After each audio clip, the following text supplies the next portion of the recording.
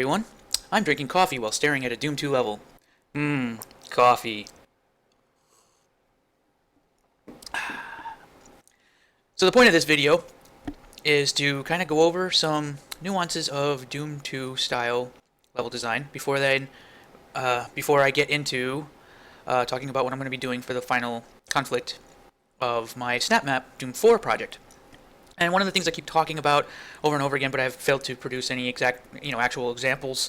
I've had a couple of people, it's like mentioning that, well, Serious Sam is really not all that different from Doom, and that monsters roaming around the levels in ways that, when the player doesn't see them, doesn't really add anything to the game. I disagree. I disagree because it creates a lot of different situations. It's not just about monsters roaming the level when you're not present to see them roaming the level. It's more about a design philosophy. It's more about what the developer, the level designer, tries to create. It's less of a pre-packaged sort of deal and more of a handmade, hand-placed thing. So one of the things that a lot of people will talk about is like, well, Doom-style gameplay, all it was a bunch of monster closets, and it really didn't, it really wasn't all that different from Serious Sam, right? Because it's just monster closets, right? Actually, the vast majority of bad guys in Doom, if we go, and we're going to go over it right now, is monster closets are actually a small percentage of the bad guys.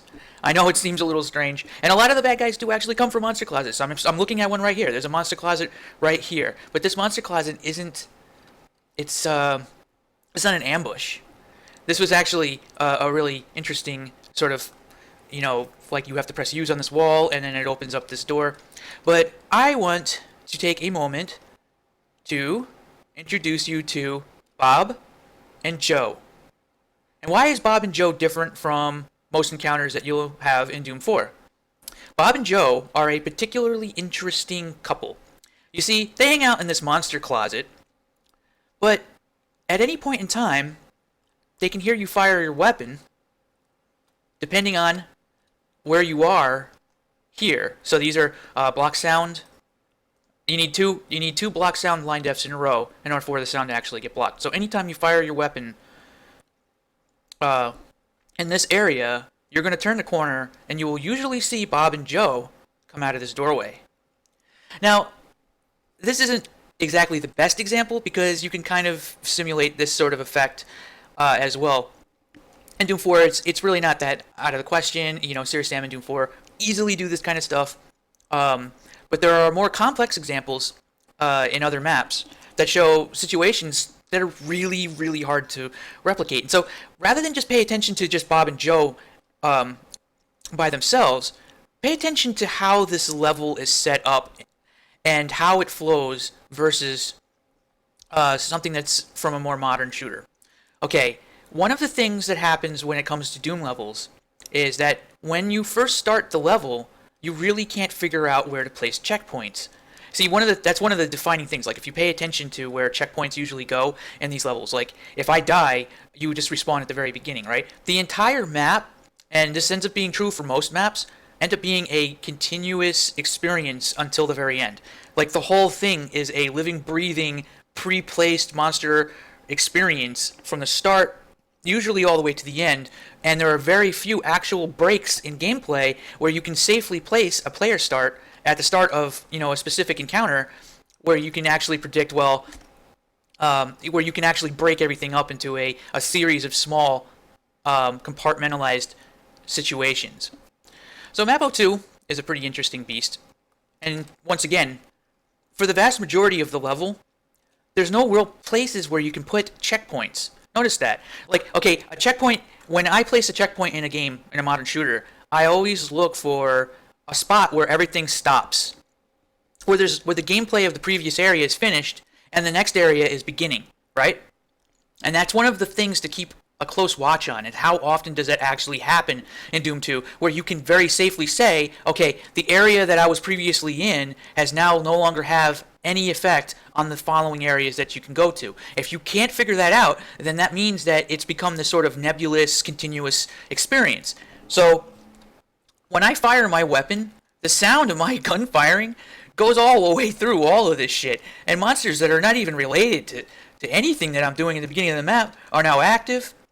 And unless specified otherwise, using a def flag or something along those lines to make it so that they don't hear you, it's very hard for me to really break this up into a compartmentalized experience where you can place checkpoints. I mean, you might be able to put a checkpoint like at the red key, but really, can you? Because it might not actually. You might have dudes that are still alive from the previous thing. You might have jumped up in here and did this. You might not have gone into this room over here where the secret is, and there's a bunch of guys just hanging out in here. And I can't remember if any of them actually can teleport. Sometimes they might actually teleport back to the beginning, and you'll be dealing with them in this first area. So you can see already, like, there's no start and end to any of these encounters. They sort of just happen, and it's not really easy. It's very difficult from a design perspective to say, okay, this part ends and then this part begins. The only part that I can really, truly maybe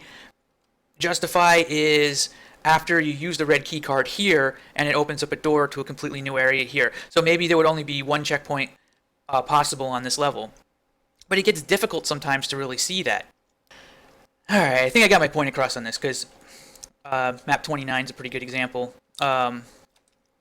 This ends up just being a giant fucking thing, and you can get killed by the fucking revenants and mancubi hanging out all the way over here. Like, when you first start the level and you're coming down this elevator, those guys out there, they're pissed at you already because you're firing a gun at these guys, and this thing comes up, and there's all kinds of shit going on in so many different directions, and the monsters are already aware of you. Sometimes you end up running into stuff that's a little bit different. It adds sort of a dynamic element to it.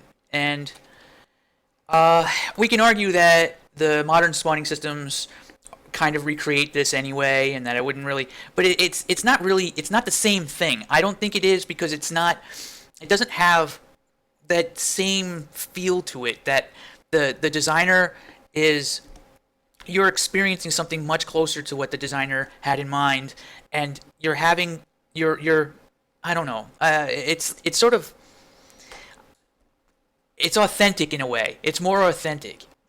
I can't really describe it, and that's not to say that the modern design philosophy that you commonly encounter now isn't authentic, but it's not as personal. I would say, like, name the level designer for, like, who was it that designed X map for what game? Like, we don't even pay attention to that map. But back in the day when these games were popular, we had famous level designers, Cliffy B and Level Lord and John Romero, and John Romero still has that appeal right now. He's still a famous level designer, right? That sort of stardom, that sort of authenticity towards the designer doesn't really exist in most other games anymore. And I think one of the reasons why is because of this sort of thing. Is that modern design tends to take away from that, because frankly it's really difficult to find people who can do stuff like this that can do it well, because it is a very intricate, and it's a complex process. It's not just about slapping a bunch of monsters into rooms. It's creating a level that's a continuous thing. Like, maybe there's some booby traps in some spots and here and there. Okay, I think I'm having a hard time really explaining. I hope that it at least makes sense, that there is something here. So let me take a look at what I'm doing. I don't really have very much time left, but let me take a quick look at what I'm currently doing right now and talk about my final encounter in my Snapmap level.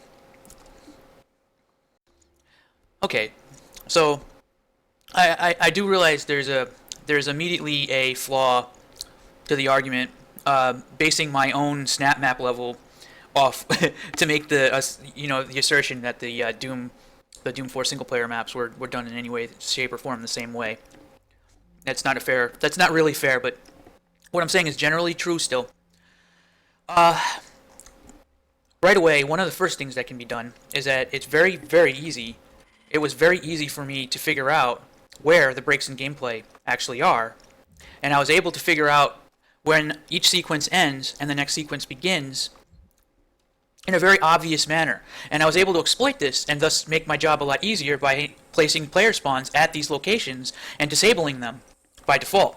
That means that at any point in time, I can test this entire battle very easily and and work on it. And that's one of those things. When you work on a regular Doom 2 map, you don't have this option as often. It's much more difficult to just plop a player start in and do the testing as though that's where the action can begin for this particular sequence. I did do that on some stuff fairly, not too often, but for the vast majority of it, you really can't do that, and you actually have to test the entire map from the beginning to the end to properly test a Doom 2 map. Whereas a Doom 4 level, you can actually properly test it from pretty much any point in the map very easily.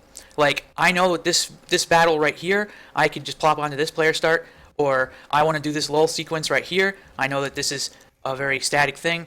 I know that this battle all the way over here is all the action has stopped and gotten up to this point. I know that if I start right there, I can experience the entire rest of the level based on that one spawn point. And likewise, the final encounter that I haven't set up yet.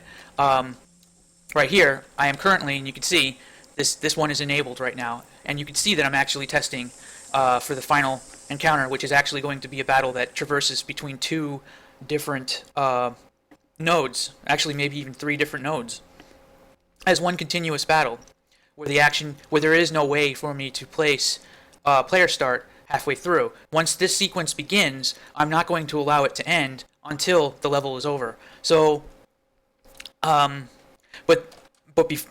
to that, there's maybe 3 or 4 different locations where I was very safely able to know exactly when to begin or end a combat sequence or just a sequence in general. So right there, it might seem like this is a small difference, or it's a small consideration, or it's not really that big of a deal, but it really does touch on the differences in mindset, and the difference of mindset matters a lot. How people think about a problem, how people come up with solutions, how people are considering all of the different nuances has a massive effect on the end result. So when it comes to Doom 4 style gameplay, you might find yourself actually kind of predicting how things will be able to keep going. Whereas if you play Doom 2 from start to end for the first time, you really don't have any fucking idea how things are going to flow. It's really all dependent on the designer. So one of the hardest challenges of making a Doom 4 experience is making sure that you don't allow things to slip into that predictable walk into a room, all the doors close, and now it's time to fight X number of bad guys for a little while, and then walk into the next room, doors close. There has to be a stronger consideration, and that is exactly what Doom 4 ends up doing in its later half of the game. It gets a little bit more prominent, even though you'll still encounter bad guys on the way to the next room. Those guys matter a lot, but it becomes predictable. So when you consider the differences between this style of design and Doom 4's, the Doom 2 style of design from Doom 4, that's one of the main considerations is this really a Doom 2 style game? And the answer is no. It's not. The flow and how you think about things, everything like that, is very different.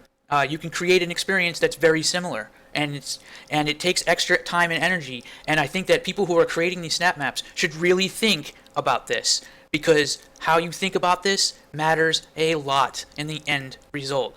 Don't just fall into the easy pattern of creating a continuous, walk into a room, fight X number of things. Don't fall into that trap, because it's so easy to do. It's so easy to fall into that. Try to think about how Doom 2 flows and bring that to here. All right, it's up to the designer.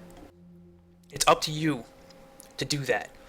All right, so that's just what I wanted to get on about. I don't have enough time to really talk about what I plan to do for this encounter. I think I've already talked about enough.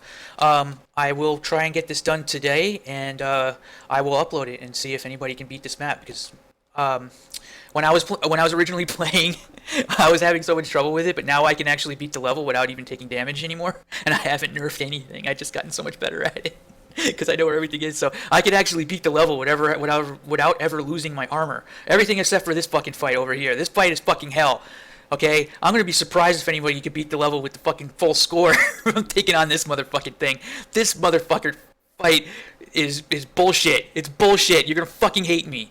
And I'm going to love it. Okay. All right. Hope you enjoyed. Stay tuned for more.